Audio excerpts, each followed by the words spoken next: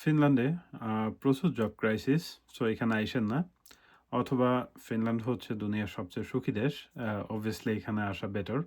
আপনারা যখন ফিনল্যান্ডে যাওয়ার জন্য অনলাইনে ইনফরমেশন সার্চ করেন, তখন এই ২ ধরনের ইনফরমেশন সচরাচর সামনে আসে। যে একটা গ্রুপ আছে যারা বলেন যে ফিনল্যান্ডে আসলে প্রচুর জব ক্রাইসিস, সো এখানে না আসাই বেটার। আবার অনেকেই আছেন বলে যে ফিনল্যান্ড হচ্ছে দুনিয়ার সবচেয়ে সুখী দেশ। সো অবশ্যই এখানে আসতে পারেন। সো আজকের ভিডিওতে আমি এক্সপ্লেইন করার ট্রাই করব যে ফিনল্যান্ডের জব ক্রাইসিস আসলে কতটা ইনটেন্স বা কতটা খারাপ। সেকেন্ডলি, কম্পেয়ার টু ফিনল্যান্ড, ইউরোপের অন্যান্য দেশের জব ক্রাইসিসের কী অবস্থা, এবং ফাইনালি আমার জাস্ট একটা ওভারঅল অপিনিয়ন যে ফিনল্যান্ডে আসা উচিত হবে নাকি উচিত হবে না। সো মেইন টপিকে যাওয়ার আগে কয়েকটা ইনফরমেশন, সেটা হচ্ছে যে আপনারা চাইলে আমাদের ফেসবুক গ্রুপে বা হোয়াটসঅ্যাপ গ্রুপে জয়েন করতে পারেন এবং ফ্রিতে পিডিএফ পাইতে পারেন হায়ার স্টাডি রিলেটেড। সেটার লিঙ্ক হচ্ছে আমি এই ভিডিওর ডেসক্রিপশন বক্সে অ্যাটাচ করে দেবো, ওইখান থেকে আপনারা পেয়ে যাবেন। সো এখন আসি মেইন টপিকে, সেটা হচ্ছে যে ফিনল্যান্ডের জব ক্রাইসিস আসলে কেমন।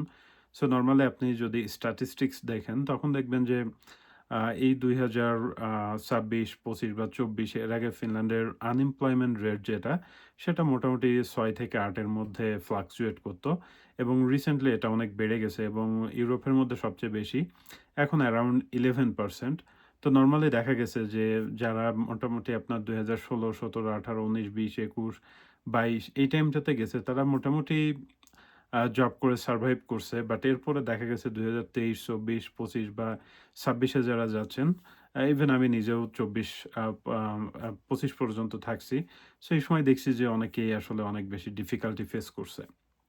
সো আসলে রিজনটা কি? এই যে আনএমপ্লয়মেন্ট রেট হঠাৎ করে বেড়ে গেছে বা জব ক্রাইসিস শুরু হইছে, এটার কারণটা আসলে কি? সো এখানে আমার কাছে আসলে ২ টা কারণ একদম ভাইটাল মনে হইছে। নাম্বার ১ হচ্ছে যে ফিনল্যান্ডের ইকোনমিটা আসলে অনেক ছোট। ২ নাম্বারটা হচ্ছে যে ওদের ইকোনমির তুলনায় ওরা যতজন মানুষকে সাপোর্ট দিতে পারে জবের মাধ্যমে, তার থেকে আসলে দেখা গেছে যে অনেক বেশি স্টুডেন্ট ফিনল্যান্ডে ঢুকছে বিগত কয়েক বছরে। মানে এটা কাইন্ড অফ স্যাচুরেটেড হয়ে গেছে। আপনি জাস্ট চিন্তা করেন যে এটা আমাদের দেশের পাবলিক ট্রান্সপোর্টের মতো, যে ভেতরে জায়গা আছে ৪০ জনের, তারা হচ্ছে যে ১০০ জন ১৫০ জন উঠাচ্ছে। তখন কি হবে? যে মানুষজন একজন আরেকজনের উপরে বসবে বা হচ্ছে কেউ দাঁড়ায়, কেউ ঝুলে হচ্ছে যে যাওয়া আসা করবে। সো ফিনল্যান্ডের অবস্থা হয়ে গেছে এরকম যে তাদের ইকোনমি ছোট। এর ফলে যেটা হইছে যে এটা কাইন্ড অফ স্যাচুরেটেড হয়ে গেছে।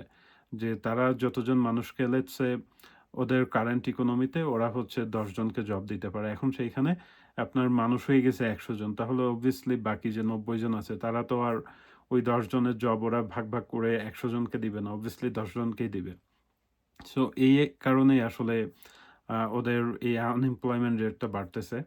এটার আরেকটা ভাইটাল রিজন হচ্ছে শুধুমাত্র স্টুডেন্ট যাচ্ছে এরকম না, স্টুডেন্টদের সাথে ফ্যামিলি মেম্বার্সও যাচ্ছে। সো তারাও জবের জন্য ট্রাই করতেছে। এই যে এক্সপোনেনশিয়ালি হচ্ছে আপনার স্টুডেন্ট, ফ্যামিলি মেম্বার্স ফিনল্যান্ডে যাচ্ছে, সেই তুলনায় কিন্তু এদের ইকোনমির কোনো গ্রোথ নাই বা নতুন কোনো ইন্ডাস্ট্রি বা কোনো কিছু হচ্ছে না, যারা হচ্ছে আপনার ওই যে অ্যাডিশনাল মানুষ যারা যাচ্ছে তাদেরকে ফ্যাসিলিটেট করবে।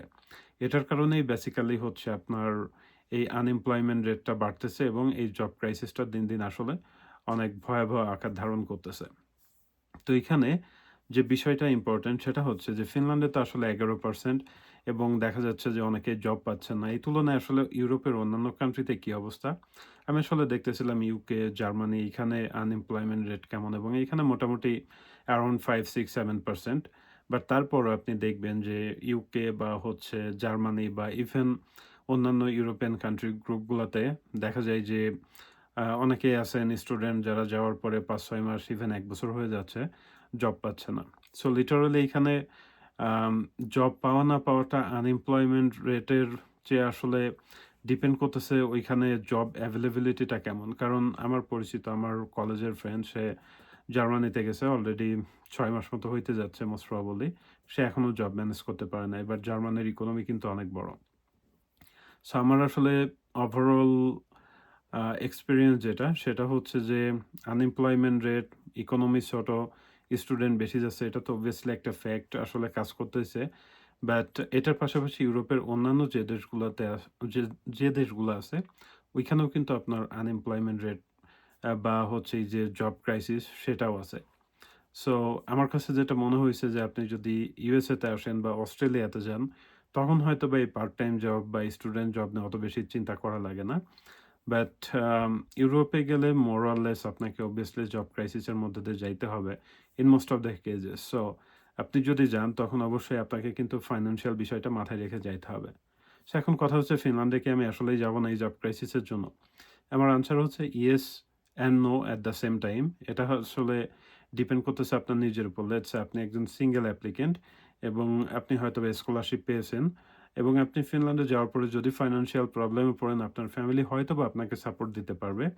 ইন দ্যাট কেস আপনি ফিনল্যান্ড কনসিডার করতে পারেন। কারণ হচ্ছে আপনি যদি ইন ফিউচার পিএইচডি ডিগ্রির প্ল্যান করেন বা একাডেমিক বেস ডিগ্রির প্ল্যান করেন, ক্যারিয়ারের প্ল্যান করেন, তখন যেটা হবে যে ফিনল্যান্ডের যে রিসার্চ ইউনিভার্সিটিগুলো আছে পার্টিকুলারলি সব হচ্ছে আপনার রিসার্চ ওয়ার্ল্ডের টপ র‍্যাংক ইউনিভার্সিটি। সো আপনি ওইখান থেকে একটা ডিগ্রি নিতে পারলে তখন দেখা যাবে যে আপনার পরবর্তী স্টেপগুলো একটু ইজি হবে।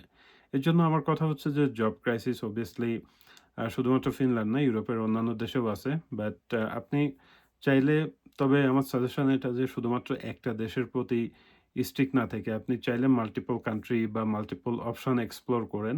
যদি দেখেন যে আপনার হাতে মাল্টিপল অপশন আছে তখন আপনি সবকিছু যাচাই বাছাই করে তখন ডিসাইড করেন যে আপনি আসলে ফিনল্যান্ডে যাবেন নাকি হচ্ছে অন্য যে ইউরোপিয়ান কান্ট্রি থেকে অফার লেটার পেয়েছেন সেই দেশে আপনি যাইতে চান।